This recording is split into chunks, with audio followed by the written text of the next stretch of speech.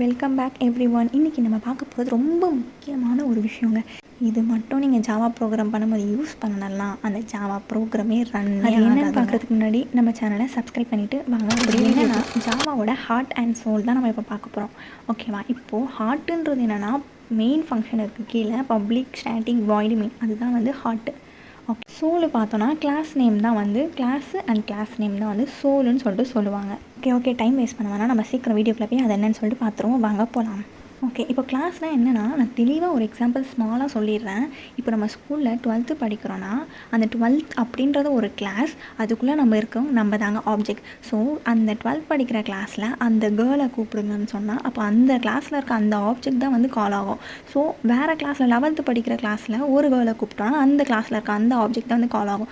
So இதுதான் வந்து class and ஆப்ஜெக்ட்னு சொல்லுவோம். இதை பற்றி நம்ம தெளிவாக தெரிஞ்சுக்க நெக்ஸ்ட் வீடியோவில் கன்ஃபார்மாக தெளிவாக சொல்கிறேன். பப்ளிக்கை பற்றி வந்து பார்க்க போகிறோம். ஸோ பப்ளிக்ன்றது ஒரு கீவேர்ட். இதில் நம்ம பார்க்குற எல்லாமே வந்து ஒரு கீவேர்டு தாங்க. இது வந்து நம்மளால் மாற்ற முடியாது. மாற்ற முடியும்னா அது கிளாஸ் நேம், அதை மட்டும்தான் மாற்ற முடியும். அப்புறம் வேரியபிள், ஆப்ஜெக்ட்ஸ், இதெல்லாம் நம்மள்தானது.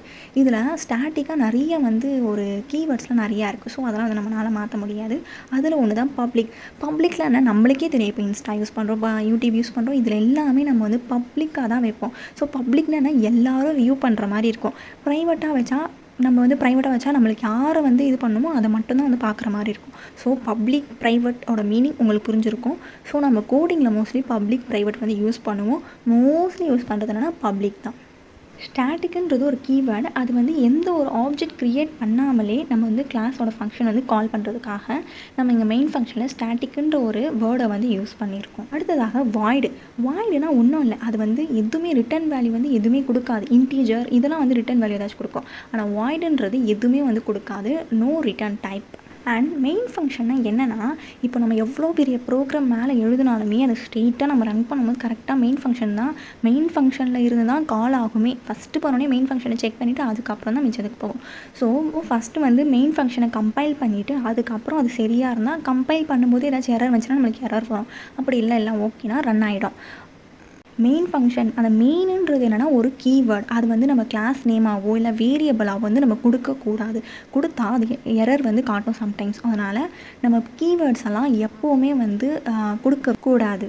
நெக்ஸ்ட்டு நம்ம ஸ்ட்ரிங் ஆர்க் தாங்க பார்க்க போகிறோம். இந்த ஸ்ட்ரிங் ஆர்க்ஸ் எல்லாமே வந்து யூசர் கொடுக்குற இன்புட்டை வந்து அது வாங்கி ரிசீவ் பண்ணுறதான வேலை தான் ஸ்ட்ரிங் ஆர்க்ஸ்.